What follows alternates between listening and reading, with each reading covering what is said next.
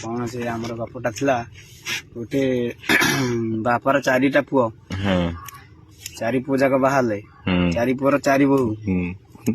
ମାନେ ଶ୍ୱଶୁର ଜାଣିବା ପାଇଁ ଚାହିଁଲା ମୋର କୋଉ ବୋହୂଟା ବୁଦ୍ଧିମାନ ବୋହୂଟା ଯିଏକି ଘର ପରିସ୍ଥିତି ଚଳେଇ ପାରିବ। ପରୀକ୍ଷା ଭିତରେ ଫାଷ୍ଟ ବଡ ବୋହୂକୁ ପଚାରିଲା, କହିଲା ମା ତତେ କୋଉ ଋତୁ ଭଲ ଲାଗେ?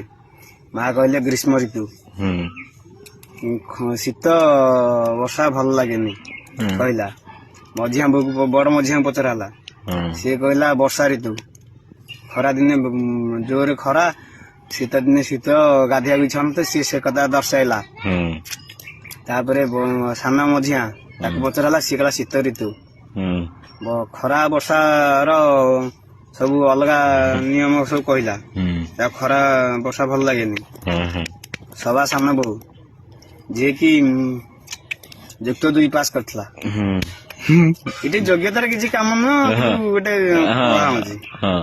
ସିଏ କହିଲା ମତେ ସବୁ ଋତୁ ଭଲ ଲାଗେ, ସବୁ ଋତୁ ସହିତ ମୁଁ ଖାପ ଖୁଆଇ ଚାଲେ।